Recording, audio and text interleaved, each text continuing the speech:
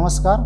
मार्गी स्टुडंट डेस्कच्या वतीनं विविध बुक रिव्ह्यूच्या सदरातील विजय नाईक यांच्या परराष्ट्र धोरण संदर्भातील पुस्तकातील तिसरा भाग आपण या ठिकाणी सुरू करतोय.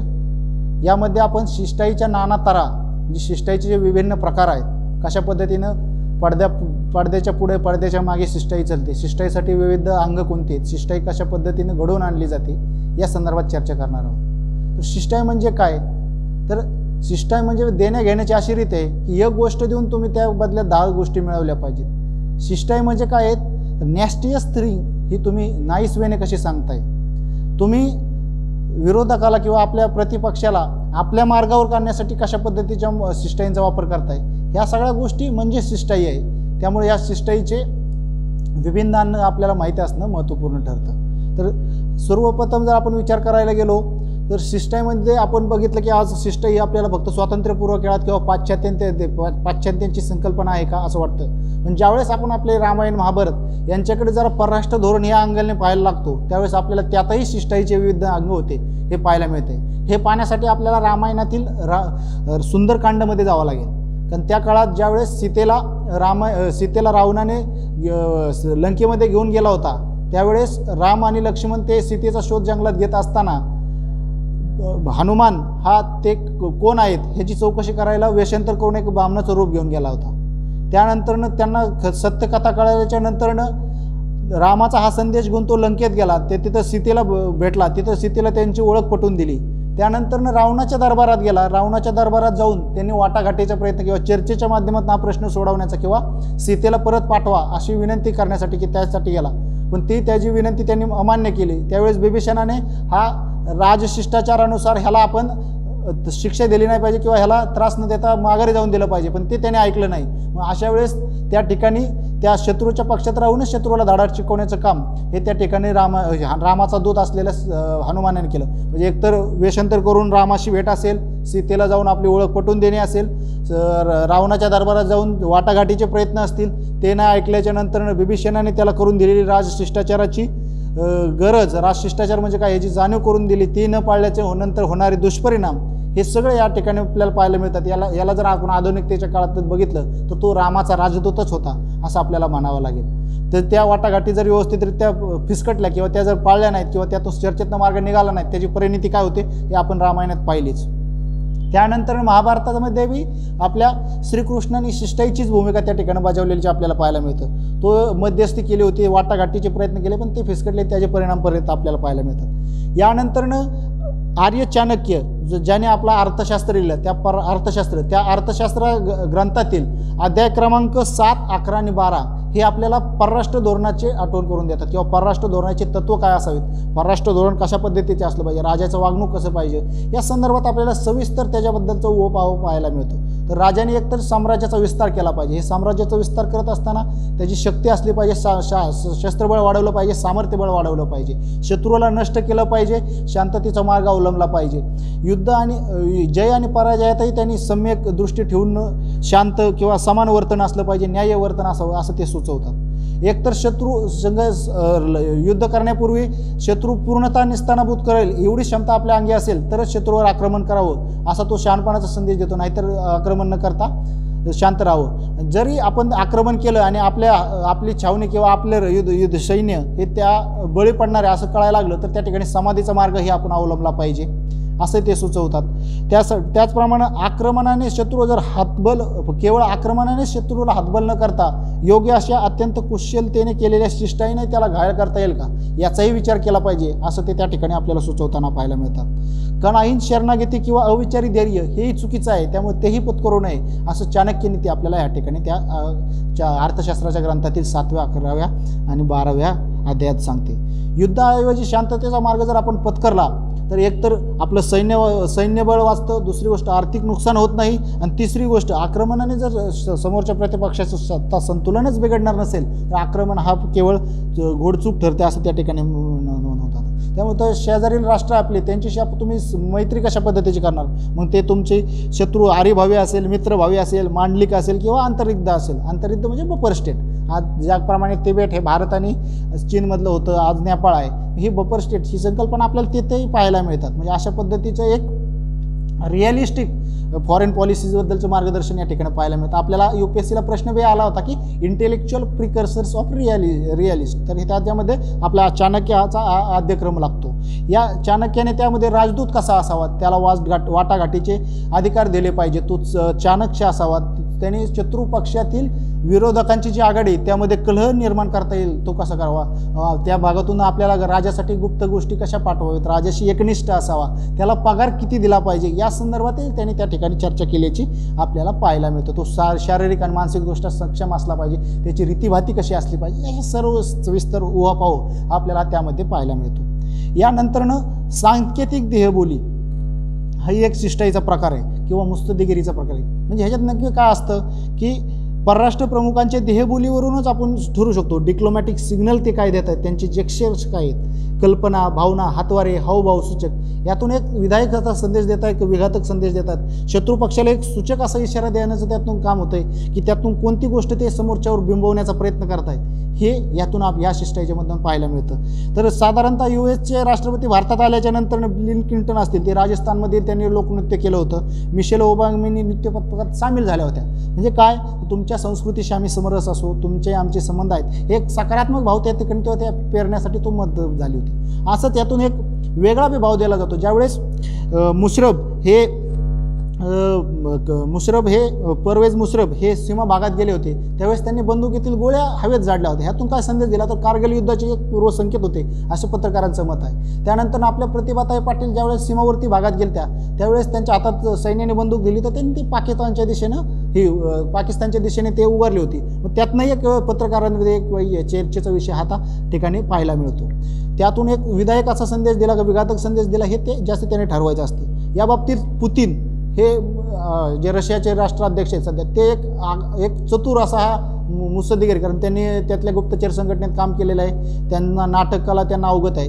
तर त्यांनी क्लिंटन असतील किंवा बिल क्लिंटन असतील, नंतर हिलरी क्लिंटन यांच्यावर संमोहन आणि कशा पद्धतीनं आपल्या छाप पाडली होती किंवा कशा पद्धतीने त्यांना बोलवलं, याचं वर्णन आपल्याला शिष्टाईच्या इंद्रधनूमध्ये पाहायला मिळतं. त्याच्यानंतरनं ज्या आपल्या पंतप्रधान होत्या इंदिरा गांधी, त्या समोरचा जो मुत्सद्दी आपल्याकडे येणार किंवा परराष्ट्र येणार आहे त्याला समोर बसवतील, त्याला सोप्यावर बसवतील, यावरूनही त्याचं स्थान काय आहे हे पत्रकारांना समजत होतं, असं त्या ठिकाणी ते मत मांडताना पाहिलं. याबद्दल डिटेल माहिती आपल्याला किशन राणा यांच्या बायलॅटरल डिप्लोमसी अथवा इनसाइड द डिप्लोमसी या ग्रंथातून पाहायला मिळते. इराकवर ज्यावेळेस 2003 UN हल्ला केला होता, त्यावेळेस USचीच वृत्तवाहिनी असलेल्या CNN त्यांनी त्या ठिकाणी प्रवेश दिला. त्यावेळेस USने कशा पद्धतीचे कृत्य केलेत हे त्या अमेरिकी नागरिकांना कळाल्याच्या नंतर जनमत त्याच्या विरोधात गेलं. म्हणजे तुम्ही कोणत्या वेळेस कशा पद्धतीची सांस्कृतिक शिष्टाई किंवा सांस्कृतिक किंवा संकेतार्थ वापरताय, मुत्सद्देगिरीची कोणती रीत वापरताय, कशा पद्धतीने समोरच्याला प्रतिपक्षाला तुम्ही आव्हान किंवा त्यातून सूचक इशारे देतात, त्यासाठी हे महत्त्वाचे ठरते. त्यानंतर आपल्या परराष्ट्र धोरणाचा विचार करायला गेल्यानंतर राष्ट्रपती आणि पंतप्रधान यांच्या कार्यकाळातही परराष्ट्र धोरणाला एक विधायक दृष्टी किंवा शिष्टाईचं एक अंगत मिळाल्याचं पाहायला मिळतं. त्यामध्ये मग सुरुवातीच्या काळात आपण बघितलं की अलिप्तवादी संघटना असतील, याचं मुहूर्त मिटलेली, त्याच्या पुढेही जाऊन पॅलेस्टाईन विषयीची जी आपली ठाम भूमिका होती नेहरूंची, त्या भूमिकेमुळं काय झालं की अरब राष्ट्र किंवा मुस्लिम राष्ट्रामध्ये भारताबद्दल एक अनुकूल प्रतिमा निर्माण झाली होती. असं वसाहती दक्षिण आफ्रिका असतील किंवा आफ्रिकन वसाहतवादाविरुद्धची लढाई, त्याला आपला पाठिंबा, हे धोरण हे नेहरूंचं होतं. त्याच्यानंतर इंदिरा गांधींनी USSRशी केलेला मैत्री करार असेल किंवा शिमला करार असेल, बांगलादेशची निर्मिती असेल, सिक्कीमचं विलिनीकरण, ही परराष्ट्र धोरणाची त्यांच्या वैशिष्ट्य राहिली होती. त्यानंतर राजीव गांधी असतील, अटल बिहारी वाजपेयी असतील किंवा मनमोहन सिंग यांच्या काळात USचे संबंध सुधारत गेले. राजीव गांधींच्या काळात रशिया, चीन, US यांच्याबरोबर वाटाघाटी किंवा चर्चेची एक सकारात्मक पार्श्वभूमी तयार करण्यात ते यशस्वी झाले होते. त्याच काळात मिखाईल गॉर्बाचोव्ह यांनी दिल्लीला भेटही दिली होती राजीव गांधींच्या कार्यकाळात. त्यानंतर नरसिंह राव यांचा जर विचार करायला गेलो तर त्यांनी जर्मनी, युरोप या देशांसोबत आपली परराष्ट्र धोरणाची बैठक पक्की करण्याचा प्रयत्न ह्या त्यांच्या काळात झाला. त्याच काळात त्यांनी 92ला पूर्वेकडे पहा अशा पद्धतीचं परराष्ट्र धोरणही आणलं आपल्या शेजारी राष्ट्रांसोबत मैत्रीपूर्ण संबंध वाढवण्याच्या दृष्टीने. त्यानंतर गुजरालांचा जर विचार करायला तर गुजराल डॉक्टरीनची आपण मागच्या व्हिडिओमध्ये माहितीच घेतली, कशा पद्धतीनं त्यांनी चॅन्थम हाऊसमध्ये त्याच्याबद्दल चर्चा केली होती. अशा पद्धतीने प्रत्येक पंतप्रधानाच्या काळात एक सकारात्मक असं विधायक असं काहीतरी भारतीय परराष्ट्र धोरणाला वेगळा आयाम देण्याचं काम त्यामध्येच मोरारजी देसाई यांनी रशिया केंद्रित परराष्ट्र धोरणाला एक वेगळा आयाम देण्याचा प्रयत्न केला. त्यांनी इस्रायलशी आपले वाटाघाटीचे प्रयत्न त्या काळात त्यांनी केल्याचे आपल्याला पाहायला मिळतात. त्यावेळेस त्यांनी इस्रायलसोबत कृषी असतील, संरक्षण असेल, गुप्तचर त्यांची मोसाद संघटना आहे तिच्यातून तंत्रज्ञानाचा लाभ कसा घेता येईल या दृष्टीने वाटाघाटी केल्याची आपल्याला पाहायला मिळतं. असंच पुढं जात असताना आपल्याला राष्ट्रपतींची ही भूमिका आपल्या परराष्ट्र धोरणाला आकार देण्यास किंवा राजशिष्टाचाराच्या दृष्टीनं महत्त्वाची आहे. त्यामध्ये जर याद्यक्रमाने नाव घ्यायचं झालं तर सर्वपल्ली राधाकृष्णन यांचं घ्यावं लागतं. कारण विजयालक्ष्मी पंडित यांनी US राजदूताशी संपर्क प्रस्थापित केल्यामुळे रशिया ही भारतावर नाराज झाली होती. त्यामुळे ही रशियाची नाराजी दूर कशी करायची त्या हिशोबाने नेहरूंनी साधारणतः सर्वपल्ली राधाकृष्णन यांची रशियाच्या राजदूतपदी त्या काळात नियुक्ती केली होती. त्यावेळी तत्त्वज्ञ असलेले सर्वपल्ली राधाकृष्णन यांनी त्या ठिकाणी विधायक अशा पद्धतीचे शिष्टाचार करून त्यांच्या तत्त्वज्ञानाचा प्रभाव पाडून रशियन नेतृत्वाला भारताबद्दल एक सकारात्मक करण्याचं किंवा भारत नाराजी ओढावणार नाही किंवा नाराजी कशी दूर करता येईल या ठिकाणी तसे प्रयत्न त्यांनी त्यांच्या काळात केलेले होते. या संदर्भात शिष्टाईचे इंद्रधनुमध्ये त्यांच्या आपल्या सर्वपल्ली राधाकृष्णन यांच्या संदर्भात 1-2 किस्से भारी सांगितलेले आहेत की त्यांना रशियाच्या दौऱ्यावर जे त्यावेळेस गेले होते त्यावेळेस त्या खाद्यपदार्थांचे टेबल होते त्यावेळेस साप आणि मांजर यांची एकत्रित करून एक डिस्प्ले ठेवली होती.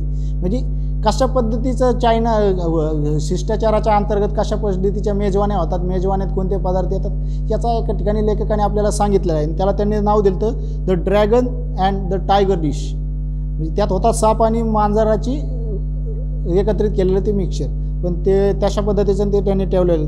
त्याच्यानंतरनं चीनमध्ये दौऱ्यावर असताना जे ह्यांच्या चीनमधल्या महत्त्वाच्या व्यक्तींसाठी जे त्यांचं निवासस्थान आहे ते प्रथमतःच एका विदेशी माणसासाठी त्यांनी दिलं होतं. कारण ते अति महत्त्वाच्या व्यक्तीसाठी होतं. कोणत्याही म्हणजे चीनला देखील सर्वपल्ली राधाकृष्णन यांच्या वैचारिकतेची किंवा त्यांच्या प्रगल्भतेचा हे आला होता. आणि त्या भेटीतच त्यांनी माओच्या एक चापट गालामध्ये लावली होती. ज्यावेळेस बाकीचे आवक झाले होते पण त्यांनी सांगितलं मिस्टर चेअरमन साहेब तुम्ही घाबरू नका, अशाच पद्धतीची चापट मी स्टॅलिन आणि तुमच्या स्टॅलिनला किंवा पोप यांनाही लागवलेली आहे. म्हणजे ते त्यांचे एक मैत्रीपूर्णतेचा तो संदेश होता. पण तशा पद्धतीचं करण्याचं धाडस हे फक्त सर्वपल्ली राधाकृष्णनच दाखवू शकतात कारण ती त्यांची तेवढी बैठक होती. त्यानंतर KR नारायण असतील, राजदूत पदाचा त्यांचा समृद्ध असा अनुभव होता. एक सर्वसामान्य दलित कुटुंबात येऊनही त्यांनी पुढे जाऊन मोठ्या प्रमाणात एक राजदूत क्षेत्रातला भारताच्या परराष्ट्र धोरणाला आकार देण्याच्या दृष्टीनं कामगिरी बजावल्याची पाहायला मिळते. त्यानंतर प्रतिभाताई पाटील आल्या होत्या. त्यांनी साधारणतः आपले लॅटिन अमेरिकन देश असतील किंवा उत्तर दक्षिण मध्य अमेरिकन देश यांच्याशी भारताचे परराष्ट्र संबंध एक प्रबळ करण्याच्या दृष्टीनं जे काही गोष्टी झाल्या होत्या त्या घडून आणण्यासाठी त्यांची भूमिकाही महत्त्वपूर्ण राहिल्याची आपल्याला पाहायला मिळते. कारण दक्षिण अमेरिका हा खनिजाने समृद्ध असा आहे त्यामुळे त्याचा लाभ आपल्याला घेणं हे क्रमपात्र होतोच. त्याच्यानंतरनं धर्म आपण बघितलं की पंतप्रधान राष्ट्रपती यांच्यानंतरनं धर्मश्रद्धा यांचाही परराष्ट्र धोरणात किंवा शिष्टाचारामध्ये कसा उपयोग करून घेतला जातो किंवा कसा विचार होतो याचा विचार करणार आहोत. कारण ईश्वर ही ज्याची त्याची व्यक्तिगत जबाबदारी असली तरी त्या धार्मिक सणवार असतील सामूहिकरित्या साजरे केले जातात. त्यामुळे त्यांची जर योग्य दखल घेतली नाही किंवा त्या भावना दुखावल्या गेल्या त्याचे विपरीत परिणाम होऊ शकतात. त्यामुळे विदेशात राजदूत नेमत असताना त्याची धार्मिक बैठक कशी, धार्मिकतेचा अभ्यास कसा आहे ह्याच विचार करून आपले जर अरब देशात जर राजदूत नेमायचे असतील तर प्रामुख्याने इस्लामचा अभ्यास असलेले अभ्यासक असतील त्यांना नेमलं जातं. ह्याचंच उदाहरण द्यायचं झालं तर आपले माजी उपराष्ट्रपती मोहम्मद हमी अन्सारी असतील, बद्रुद्दीन तय्यूबजी असतील, त्यानंतर तलमीज अहमद असतील, या सगळ्यांना त्या ठिकाणी एक मुस्लिमांचा अभ्यास आहे त्यामुळे त्यांना मध्यपूर्वेत नेमता येईल त्यांचा विचार करून केला जात होता. कारण आपण बघितलं की इंदिरा गांधी यांच्या हत्या झाली त्यावेळेस हिंदू आणि शिखांमध्ये अंतर्गत जरी वाद पेटला असला तरी त्याची जास्त दखल घेतली. त्यानंतर गोधरा असेल, त्यानंतरनं बाबरी प्रकरण असेल, यामुळे हिंदू मुस्लिमांना एक तेढ निर्माण झाला होता. तो तेढ निर्माण होऊ नये त्यासाठी या सगळ्या गोष्टींचा विचार हा परराष्ट्र धोरणाच्या शिष्टाईमध्ये असणं हे महत्त्वपूर्ण ठरतं. यासाठी द मॅडलिन ऑलब्राईट यांचं एक पुस्तक आहे the mighty and the all mighty reflection on US God and world affairs. या ग्रंथात ते सांगतात की ज्या देशाच्या धार्मिक भावना प्रबळ असतील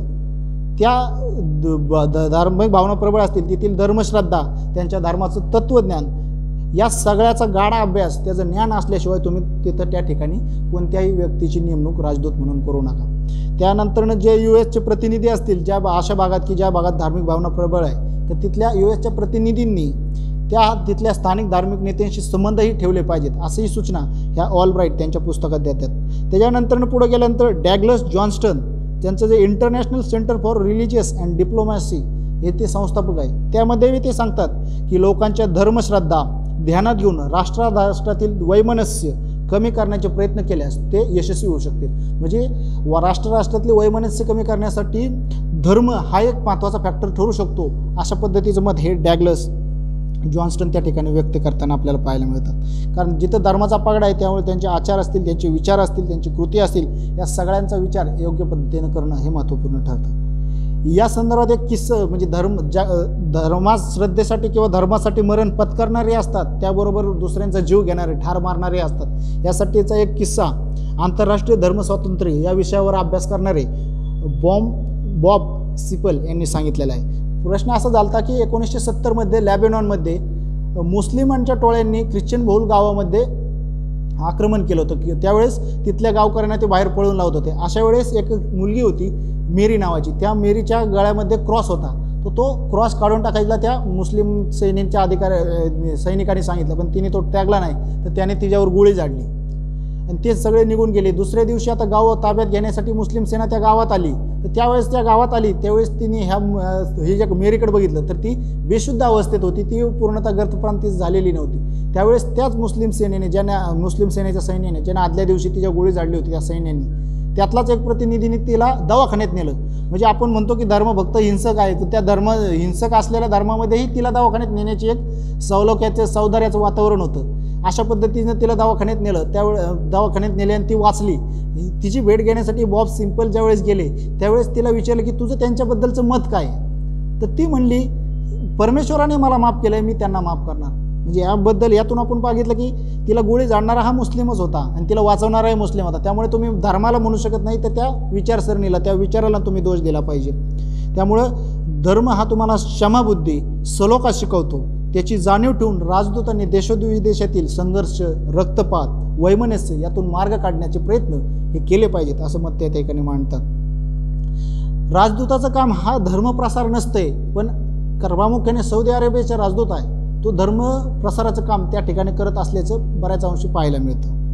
हे आपण बघितलं की ही धर्म किंवा श्रद्धा ही शिष्टाई कशी यशस्वी ठरते. अशाच पद्धतीचं 2005ला एक घटना घडली होती की व्हॅटिकन सिटीचे पोप जॉन पॉल यांना श्रद्धांजली वाहण्यासाठी जागतिक नेते सर्व त्या ठिकाणी जमा झाले होते.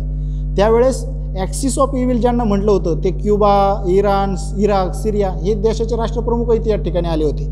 मग अशा वेळेस काय होतं, ज्यावेळेस एखाद्या राष्ट्राचा शपथविधी समारंभ असेल किंवा श्रद्धांजली समारंभ असेल, त्याच ठिकाणी कसल्या मानापमान किंवा एकमेकांना भेटणारे नेते, कधी न भेटणारे नेते असतील त्यांना त्या ठिकाणी हस्तोंदोलन करावं लागतं किंवा आलिंगन द्यावं लागतं. म्हणजे ते आलिंगन देतात, भेटतात.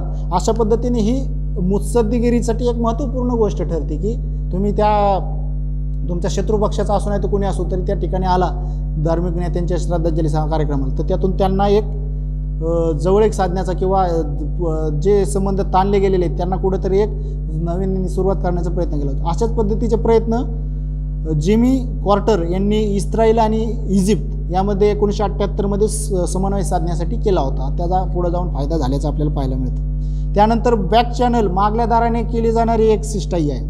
तर ह्या सिस्टममध्ये काय असतं, दोन देशामधील संबंध हे तणावपूर्ण असतील, शिगेला पोचले असतील, अशा वेळी चर्चेतून मार्ग काढण्याचा प्रयत्न होणं गरजेचं ठरतं. पण आता दोन्ही साईडनी जर अशा पद्धतीचं वातावरण असेल तर ह्यातनं मार्ग काढायचा कसा असा हा प्रश्न पडलेला असतो.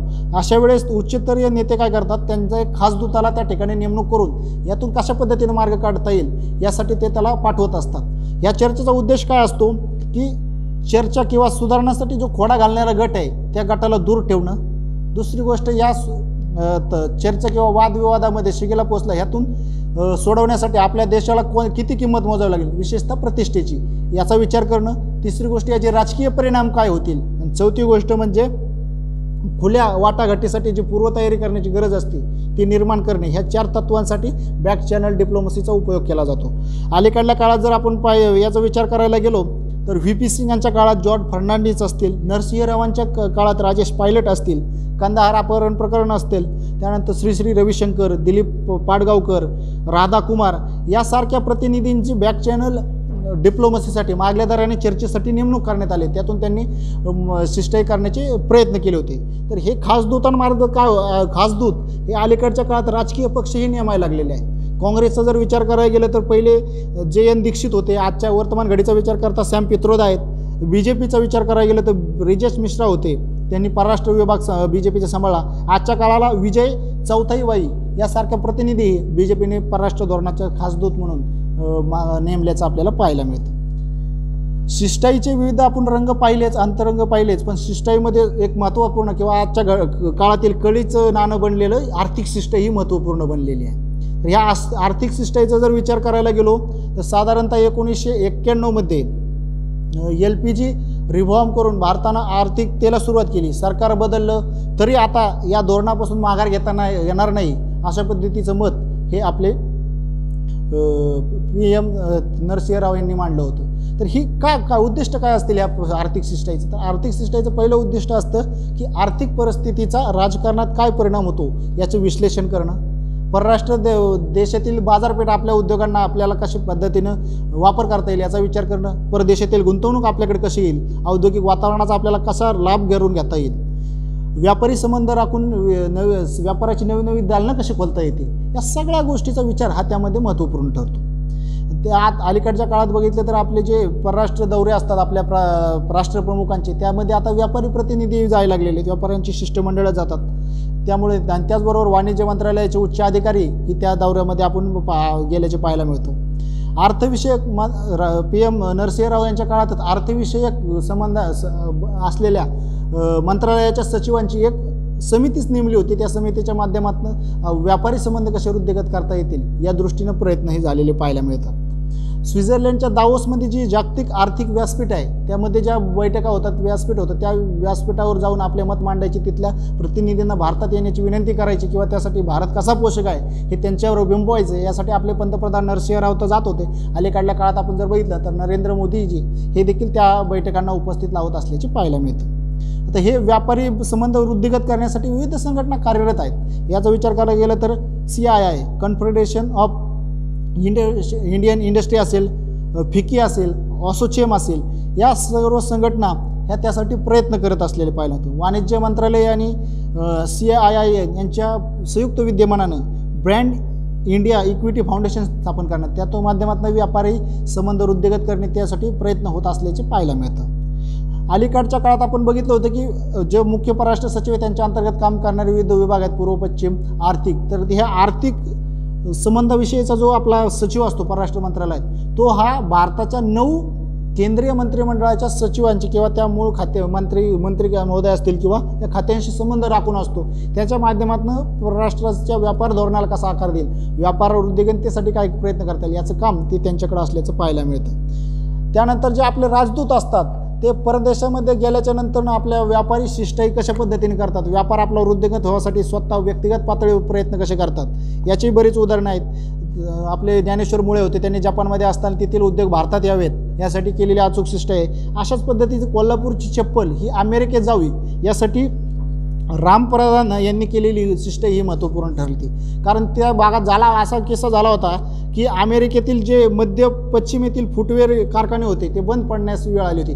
त्यामुळे त्यांनी परदेशातून येणाऱ्या फुटवेअर बाबींवर मोठ्या प्रमाणावर कर लादले होते. पण हे कर कमी करायचे कसे, कमी कसे करता येतील यासाठी त्यांनी अचूक अशी शिष्टाई केली होती. तिथल्या करारात गेल्यानंतर तिथल्या वाटाघाटी करण्यात येणाऱ्या मुत्सद्यांना आपली चप्पल दाखवणे असेल, त्या चप्पलीची वैशिष्ट्ये सांगणे असेल, हे त्यांना बिंबवण्याचं काम त्यांनी केलं होतं. म्हणजे ज्यावेळेस त्यांनी काँग्रेससमोर हा कायदा आलता की ह्याच्यावर लादायचं का नाही, त्याच वेळेस त्यांनी आपल्या कोल्हापुरी चप्पलचं वर्णन कसं केलं होतं जेणेकरून त्यांनी आपल्याला त्यातनं मोठ्या प्रमाणावर सूट मिळाली होती 50%ची. तर त्यांनी दिलं होतं की open footwear made of bovine, leather with leather strap to hold the foot and smaller strap of the leather for holding the big toe, all made of leather tongue and sewed together without use of any electrical or mechanical device. म्हणजे ही झाली आपल्या Kolhapuri चप्पलची definition. म्हणजे त्या कायद्यात होण्यासाठी ह्यांनी शिष्टाई कशी केली ह्या चप्पल मेकॅनिकल बनवली नाही, ह्यासाठी कोणते साहित्य वापरलं जातं, कशा पद्धतीचं तळवा असतो, अंगठाची शिलाई कशी असते, ते धागा कसा बनवलेला असतो, कातडे कसं कमावले, या सगळ्या गोष्टीची त्यांच्यावर बिंबवल्याचे परिणाम हे आपल्याला त्यांच्या कायद्यामध्ये कशा पद्धतीनं आपल्या कोल्हापुरी चप्पलची डेफिनेशन केली हे आपल्याला त्यातून दिसून आली। अशाच पद्धतीचं राजदूतांना अलीकडच्या काळामध्ये आर्थिक शिष्टाईचे विविध प्रशिक्षण देण्याचं काम केलं, कारण परदेशातील गुंतवणूक आपल्याकडे आली पाहिजे, आपल्याकडे उद्योगस्थिर वातावरण निर्माण झालं पाहिजे, परकीय उद्योगांना आपल्यामध्ये का आलं पाहिजे, त्यांना ते त्यांच्या मनावर बिंबवणं, त्यासाठी आकर्षक पार्श्वभूमी तयार करणं, त्याविषयी उद्योजक संघटना, सरकार, परदेशी ह्यांच्या एक अनुकूल वातावरण निर्मितीसाठी राजदूत हा महत्त्वाचा ठरत असतो, त्यामुळे ते महत्त्वाचं ठरतं। त्यानंतर अलीकडच्या काळात आपण बघितलं की 1991 तर खनिज तेलासंदर्भात मोठ्या प्रमाणावर डिप्लोमसी वाढू लागली, त्यामुळे खनिज तेलाच्या वाटाघाटी असतील, त्यामुळे आर्थिकतेचा संबंध या सगळ्या त्यात येत असल्यामुळे राजदूताला त्याचं विशेष ज्ञान असणं गरजेचं ठरतं। त्यानंतर चेकबुक डिप्लोमसी ही चायनाची आहे, आता अलीकडे आपण त्याला डेप ट्रॅप म्हणतो, पण चेकबुक डिप्लोमसी त्यात आपण पूर्वसुरी होती की त्यांनी चीनने आयलंडसारखं जो देश आहे आईसलँड त्या ठिकाणी मोठ्या प्रमाणावर गुंतवणूक केली होती की त्यांना माहिती होतं जागतिक तापमान वाढ होते, आर्टिक बर्फ वितळून सागरी मार्ग खुली झाले तर कमीत कमी मार्गाने आपण अमेरिका युरोपाशी कशी पोहोचू या दृष्टीने त्यांनी आईसलँडमध्ये आत्ताच गुंतवणुकीला सुरुवात केलेली आहे। त्याच्यानंतर ह्या शिष्टाईचा मुख्य हेतू काय असतो, चेकबुक असेल किंवा डॉलर शिष्टाई जी अमेरिका वापरतं, तर जी गोष्ट मुत्सद्देगिरीच्या प्रमाणित सिद्धांतातून साध्य करता येत नाही अशी गोष्ट आर्थिक सहाय्य किंवा गुंतवणुकीच्या माध्यमातून साध्य करण्याचा प्रयत्न हा त्या ठिकाणी केला जात असल्याचं पाहायला मिळतं। त्यानंतरनं फसलेली शिष्टाई, कारण ही डॉलर शिष्टाई आहे ती यशस्वी झालेली नाही आहे, बऱ्याच वेळा त्या डॉलर शिष्टाईचे विघातक परिणाम हे त्या ज्या राष्ट्रांनी मदत केली त्यांना भोगावं लागलेत। साधारणतः काय झालं तर की US पाक असेल, दक्षिण अमेरिकेतील असतील किंवा पूर्व आशियातील त्यांनी साम्यवादाचा प्रभाव रोखण्यासाठी मदत केली होती, त्यासाठी त्यांना आर्थिक मदत केली होती। भारताचंच उदाहरण द्यायचं झालं तर भारताने शेजारी राष्ट्रांना विकासात्मक सहाय्य करण्याचा प्रयत्न केला, पण ह्या शिष्टाईचा प्रभाव असं राहू शकले नाही, कारण आज आपण बघतो की शेजाऱ्यांशी आपले कशा पद्धतीचे संबंध बिघडलेले। तर ह्यातून काय होतं की एक डच डिसीज नावाची संकल्पना जोसेफ स्टिग्लिस यांनी ग्लोबलायझेशन अँड इट्स डिस्कंटेंट या ग्रंथात मांडली आहे। डच डिसीज म्हणजे काय होतं, मोठ्या प्रमाणावर परदेशातनं आपल्याकडे गुंतवणूक आली पाहिजे यासाठी गुंतवणुकीसाठी प्रयत्न केले जातात। गुंतवणूक आल्याच्या नंतर आपला भारतीय किंवा ते स्थानिक चलनाचं मूल्य वधरतं आणि मूल्य वधरण्याचा परिणाम होऊन आयात स्वस्त निर्यात महाग होते आणि त्याचा परिणाम हा देशांतर्गत बाजारपेठेला होतो। अशा पद्धतीचे परिणाम हे आर्थिक शिष्टाईच्या माध्यमातून निर्माण झालेले आहेत, याच्याकडे त्यांनी लक्ष वेधलेलं आहे। तर ही डॉलर शिष्टाई ह्याचा उदय 1909 साली विल्यम टॅक्ट जे हे होते US अध्यक्ष, त्यांनी हा डॉलर शिष्टाईचे जनक आहे। खाजगी भांडवलाच्या जोरावर दुसऱ्या देशात US व्यापारी संबंध प्रबळ करणे ह्यासाठी ते वापर केला जायचा। यानंतरनं आंबा शिष्टाई, तर आंबा शिष्टाई झाला, आंबा शिष्टाई ही एक आर्थिक शिष्टाईचाच एक अंग आहे। तर प्रश्न असा झाला होता की भारताने चीनमध्ये आपले कंटेनर पाठवले होते की आंब्याचे, पण ते त्या ठिकाणी जाताना पेरिशेबल पुढे आपल्याला माहिती होतं ते पिकले, त्यामुळे जेवढ्या लवकर होता येईल तेवढ्या लवकर आपल्याला ते बाजारपेठेत पोहोचवायसाठी प्रयत्न करणे, त्यासाठी सुजान चिनॉय यांची मुत्सद्देगिरी तिथं महत्त्वाची ठरली, कारण त्या ठिकाणी पोच झाल्यानंतर बाकीचे जे परवाने असतील किंवा चौकशा असतील, चेकिंग असतील, क्वारंटाईन वगैरे ते होण्याला वेळ लागू शकतो, त्या हिशोबाने त्यांनी तिथं पोचल्या ते पाकिटं जे आपले पेट्या होत्या आंब्याचे, तर त्या तिथल्या राजदूत असतील, उच्च आयुक्त असतील, वरिष्ठ अधिकारी असतील, राजकीय नेते असतील यांच्यापर्यंत पोहोच केल्या, जेणेकरून त्यांनी त्याची फळाची चव चाखता येईल आणि त्यातून एक अनुकूल वातावरण निर्माण झालं। तेच करत असताना त्यांनी मोठ्या प्रमाणावर आपल्या आपेडाच्या माध्यमातून तिथं आंबा महोत्सव गेले, ज्येष्ठ नेत्यांपर्यंत पोहोचवले आणि अशा पद्धतीने आपला प्रवेश तिथे सुकर झाला। म्हणजे कशा पद्धतीने तुम्ही आपल्या मालाचं त्या ठिकाणी ब्रँडिंग करताय, त्यासाठी कशा पद्धतीनं राजदूत स्तरावर प्रयत्न होतात, ते आपण रामपांधारांचं उदाहरण बघितलं, चिनॉय यांनी काय सुजान चिनॉय यांनी केलेलं काम बघितलं, हे अशा पद्धतीनं हे पुढं जात असते। त्यानंतर सप्रेम भेटीची शिष्टाई, राजकीय नेते मंडळी, नेते, कंपन्या यांच्याकडून भेटवस्तू घेत असतात, पण ह्या भेटवस्तूंना काही ठिकाणी प्रलोभनांचा वास आलेला असतो, म्हणजे प्रलोभनातून त्या गोष्टी दिलेल्या आहेत का, पण ह्या गोष्टींचा विचार व्हायला लागतो, कारण मोठ्या प्रमाणावर सप्रेम भेटीच्या वेळेस मोठमोठ्या वस्तू असतील, महागाचे वस्तू असतील, हिऱ्या रत्नजटित वस्तू असतील, हे भेट देण्याची प्रथा मोठ्या प्रमाणात, त्यातल्या त्यात सौदी अरेबिया सौदी अरेबिया ही अमेरिकन राष्ट्राध्यक्ष असतील, त्यांच्या पत्नी असतील, यांच्यावर प्रभाव टाकण्यासाठी कशा पद्धती हिऱ्यांचा यांचा वापर केला याचं सुबक वर्णन हे त्या ठिकाणी केलेलं आहे. याचा उद्देशच असतो सप्रेम भेटीचा की व्यक्तिगत किंवा राष्ट्रातील नातं टिकवणं, ते वृद्धिगत करणं, या दृष्टीने हे प्रयत्न ह्या ठिकाणी ते झालेले मिळतात. पण US एक कायदा आहे की काँग्रेसच्या मान्यताशिवाय कोणतीही परकीय भेटवस्तू हा त्या राष्ट्राध्यक्षांना घेत नाहीत, म्हणजे तिथल्या काँग्रेसची त्यांना परमिशन असते लागते. आणि ही सप्रेम भेट आपण फक्त वस्तूच्या माध्यमात नव्हते अशातला भाग नाही आहे. सिंह, जिराफ, साप, श्वान, बैल अशा गोष्टींची परराष्ट्र मंत्र्याला दुसऱ्या राष्ट्रातील राष्ट्राध्यक्ष असतील, परराष्ट्रमंत्री असतील, त्यांना भेटवस्तू स्वरूपात दिल्याची गोष्टी आहेत. असाच एक किस्सा झालता आपले मानजित सिंग हे युगांडा दौऱ्यावर होते किंवा युगांडाचे राजदूत होते. त्यावेळेस झालं असं की ईदी अमीन यांनी सर्व राष्ट्रांच्या राजदूतांना आदेश धाडला की आज विमानतळावर दुपारी या. त्यांना वाटलं कोणत्या तरी राष्ट्राचे महत्त्वाचे असे पदाधिकारी येणार आहेत, त्यामुळे सगळे राष्ट्राचे त्या ठिकाणी राजनैतिक अधिकारी असतील, राजदूत तिथे गेले. 1-2 तास विमानतळावर मोठ्या पाहुण्याची ते वाट बघत बसले. पण वाट बघितल्यानंतर 2 तास 1.5 तास लेट विमानतळावर जे विमान लँडिंग झालं त्यावेळेस त्यांना त्यातून आतून हंबरण्याचा आवाज आला. तर त्यात काय होत्या तर त्यांनी UK फेरिझन या वंशाच्या गायींची आयात केली होती. तर म्हणजे अशा पद्धतीचे किस्से घडत असतात की राजदूताच्या जीवनात काय कशा पद्धतीच्या ह्या गोष्टी घडतात, म्हणजे गमतीदार किस्से ह्याची वर्णने आपल्याला ह्यामध्ये शिष्टाईच्या इंद्रधनुमध्ये मोठ्या प्रमाणात पाहायला मिळतात. त्यानंतर पांडा शिष्टाई, तर साधारणतः 625 ते 705 या कालखंडामध्ये चीनच्या त्या घराण्यापासून ही प्रथा चालू झाली. त्यांनी सुरुवातीला राणी झेटियान हिने जपानच्या सम्राटाला पांडा पाठवला होता. ह्या पांडा म्हणजे आमच्या मैत्रीचं निशाणी आहे अशा पद्धतीचं उद्गार हे चीनचे माजी अध्यक्ष झू जिताओ यांनी म्हटलं आहे. म्हणजे पांडा हे आम्ही ज्याला पांडा देतो त्याच्याशी आमची मैत्री, अशा पद्धतीचा प्रयोग हा त्यांनी 1958 ते 82च्या दरम्यान 9 देशांना पांडा देऊन केलेला पाहायला मिळतो. त्यानंतर रिटर्न बॅकेट शिष्टाई, ही दुसऱ्या देशाचा नेता हा परतीला निघत असताना त्याला शाही भोजन देण्यासाठी संदर्भातली ही शिष्टाई असते. मग जाताना त्याला खुश करून त्यांना सप्रेम भेट देऊन हे करायचं. ज्यावेळेस आपले राष्ट्राध्यक्ष राष्ट्रप्रमुख हे विदेशात जातात त्यावेळेस त्यांना त्या देशात गेल्यानंतर तिथल्याही राष्ट्रप्रमुखाला किंवा नेत्याला एक सदिच्छा भेटवस्तू देतानाची आपल्याला पाहायला मिळतं. तर ह्या भेटवस्तू काय असतात तर तुर्कस्तानला असताना आपल्या नारायणांनी हत्तीचं पिल्लू दिलं होतं.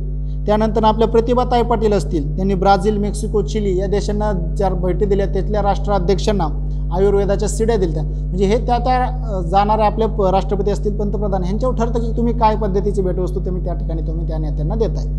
तर ह्या अशाच पद्धतीच्या ज्या भेटवस्तू आपल्या नेत्यांना मिळाल्या आहेत किंवा राष्ट्रपतींना मिळाल्या आहेत त्याचं एक संग्रहालय आपल्या राष्ट्रपती भवनात आहे. तर त्यामध्ये आपल्याला चंद्रावरून आणलेला दगड असेल, माउंट एव्हरेस्टवरचा दगड असेल, प्राचीन नाणी असतील, हिऱ्यांच्या गालिचा असेल, अशा बऱ्याच गोष्टी ज्या दुर्मिळ आहेत त्या आपल्याला या ठिकाणी आपल्या राष्ट्रप्रमुखांना मिळाल्याचे पाहायला मिळतं. त्यानंतर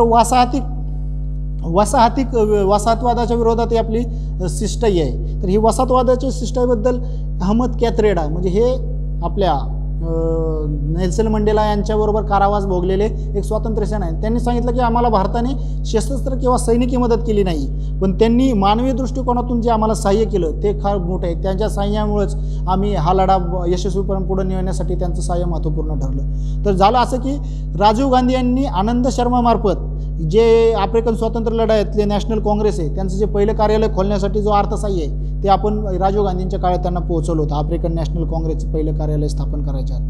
त्यानंतर जुलमी शिष्टाई म्हणजे कोर्सिव्ह डिप्लोमसीचा वापर केला जातो की आपलं हितसंबंध साधण्यासाठी साम, दाम, दंड, भेद यांचा वापर करून आक्रमणाच्या धमक्या देऊन दबाव टाकून आपलं हित साध्य करण्याचा प्रयत्न केला जातो. पण ही कोर्सिव्ह डिप्लोमसी सक्सेसफुल व्हायची असेल तर फरीद झकारिया हे पत्रकार सांगतात त्या ठिकाणी तुमचे धाक व आश्वासन यांचं बेलावून मिश्रण तुम्ही त्या ठिकाणी केलेलं असलं पाहिजे, तरच तुम्ही ती कोर्सिव्ह डिप्लोमसी यशस्वीप्रमाणे साध्य करू शकता. रॉबर्ट जर्विस यांनी सांगितलं की यूएसची कोर्सिव्ह डिप्लोमसी अपयशी झाली आहे, कारण यशासाठी ह्या वाटाघाटी करत असताना चर्चेचं धैर्य हे दाखवणं गरजेचं असतं, पण हे कोर्सिव्ह डिप्लोमसीच्या माध्यमातून ते साध्य होत नाही, त्यामुळं US अपयशी ठरली. त्यानंतर मस्तवाल डिप्लोमसी, रोग डिप्लोमसी, लबाड अप्रामाणिक गोष्टी करून हे आपले हित साध्य करण्याचे प्रयत्न हे बरेच राष्ट्राध्यक्ष करताना पाहायला मिळतात. त्यानंतर अमेरिकेची काउबॉय डिप्लोमसी. तर ह्या काउबॉय डिप्लोमसीमध्ये कसं असतं, साधारणतः आपण बघितलं ती जॉर्ज बुश यांचं एक तत्व होतं, सिद्धांत होता, you are either with us or you are with terrorist. तुम्ही आमच्यासोबत असताल किंवा तुम्ही दहशतवाद्यांसोबत, दुसरं तुमच्याकडे पर्यायच नाही. त्यामुळे हितसंबंध आपले धोक्यात आल्यावर परराष्ट्रावर आक्रमण करून किंवा त्यांच्यावर दबाव टाकून आपले हितसंबंध साध्य करण्याचा प्रयत्न हा त्यांनी त्या ठिकाणी केल्याचं पाहायला मिळतं. यानंतरनं आंतरराष्ट्रीय वाद असतील, तंटे असतील, ते सोडवण्यासाठी आक्रमणाची धमकी देण्यासाठी किंवा कारवाई करण्याचं हे बी उपाय त्या ठिकाणी वापरल्याचं आपल्याला पाहायला मिळतं. म्हणजे अशा बऱ्याच गोष्टी आहेत की ज्यांचा वापर करून ही शिष्टाई पुढे नेण्याचा प्रयत्न केला जातो. रूझवेल्ट यांनी 1902 मध्ये केली होती, speak softly and carry a big stick, असंही परराष्ट्र धोरणाचं त्यांनी त्या ठिकाणी वर्णन केलंच पाहायला मिळतं. यानंतर गोरिला डिप्लोमसी, म्हणजे अलीकडल्या काळामध्ये जे राजदूत आहेत ते छुप्या राजनयाचा माग घेऊन किंवा छुप्या मार्गाने शत्रूचा माग घेऊन आपले आक्रमण करताना पाहायला मिळतात. आजच्या काळात दहशतवादी ह्याचा वापर करत होते. शीतयुद्धाच्या काळात साम्यवादी देशांना आर्थिक मदत किंवा सशस्त्र मदत मागच्या हाताने देऊन ते साम्यवाद हा तिथं रुजला नाही पाहिजे, अशा पद्धतीचे प्रयत्न अमेरिकेकडून झाल्याचे पाहायला मिळतात. म्हणजे अनेक राष्ट्रांना आर्थिक, राजकीय, सामाजिक मदत देऊन ही शिष्टाई केली जाते. त्यानंतर गोपनीय शिष्टाई, म्हणजे अणुकराराच्या वेळेस आपले श्याम सरन हे प्रतिनिधी नेमले होते. अफगाण प्रश्नासाठी SK लांबा, म्हणजे वादग्रस्त मुद्द्यांची जर तुम्हाला सोडवणूक करायची असेल तर अशा पद्धतीच्या शिष्टाईचा वापर मोठ्या प्रमाणात केल्याचा आपल्याला पाहायला मिळतो. मोरारजी देसाई यांच्या काळातही त्यांनी मोशे दयान यांची भेट घेतली होती, त्याबद्दलचा मजेदार किस्सा आपण पुढे जाऊन ऐकणारच आहोत. अशा पद्धतीचं शिष्टाईचे नाना अंग हे आपण या ठिकाणी बघणार आहोत. हा आपला पहिला भाग झाला. असाच एक पुढचा भाग आपण घेणार आहोत. त्या भागामध्ये उर्वरित शिष्टाईच्या ज्या नाना तारा आहेत त्याच्याबद्दल आपण चर्चा करणार आहोत. तोपर्यंत थँक्यू, धन्यवाद.